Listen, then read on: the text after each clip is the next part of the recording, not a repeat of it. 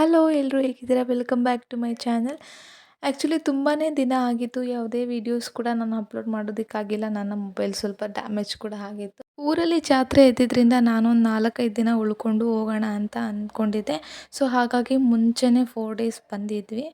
ನನ್ನ ಹಸ್ಬೆಂಡ್, ನಾನು, ಪಾಪು ಬಂದಿದ್ವಿ. ಅವರು ನನ್ನನ್ನು ಊರಲ್ಲಿ ಬಿಟ್ಟು ಒಂದು ಫಂಕ್ಷನ್ ಇತ್ತು ಅಲ್ಲಿ ಅಟೆಂಡ್ ಮಾಡಿಕೊಂಡು ರಿಟರ್ನ್ ಬ್ಯಾಂಗ್ಳೂರಿಗೆ ಹೋದರು. ನಾನು ನನ್ನ ಮಗ ಉಳ್ಕೊಂಡ್ವಿ. ಜಾತ್ರೆ ಇತ್ತಲ್ಲ, ಒಂದು 2 ಮಂತ್ಸ್ ಆಗಿತ್ತು, ಒಂದು ಸಲನೂ ಕೂಡ ಬಂದಿರಲಿಲ್ಲ. ಜಾತ್ರೆ ಇತ್ತಲ್ಲ ಆವಾಗಲೇ ಹೋಗಿ 1 ವೀಕ್ ಉಳ್ಕೊಳ್ಳೋಣ ಅಂತ.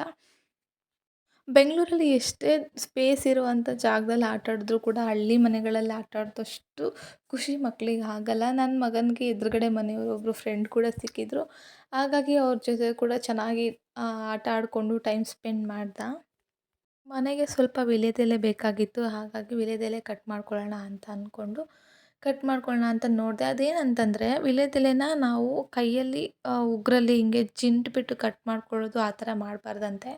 ಬ್ಲೇಡ್ ಯೂಸ್ ಮಾಡಿಕೊಂಡು, ಏನಾದರೂ ಕತ್ರಿ, ಸೀಸರ್ ಈ ಥರ ಯೂಸ್ ಮಾಡಿಕೊಂಡು ಕಟ್ ಮಾಡ್ಕೋಬೇಕು ಅಂತ ಹೇಳ್ತಾಯಿದ್ರು. ಹಾಗಾಗಿ ನಮ್ಮ ಅಜ್ಜಿ ಜಾಸ್ತಿ ವೀಳ್ಯದೆಲೆ ಹಾಕ್ಕೊಳ್ತಿದ್ದಾರೆ ಅದು ಇತ್ತೀಚೆಗೆ. ಸೊ ಹಾಗಾಗಿ ಸ್ವಲ್ಪ ವೀಳ್ಯದೆಲೆ ಕಟ್ ಮಾಡ್ಕೊಳ್ಳೋಣ ಅಂತ ಕಟ್ ಮಾಡ್ಕೊತಾ ಇದ್ದೆ.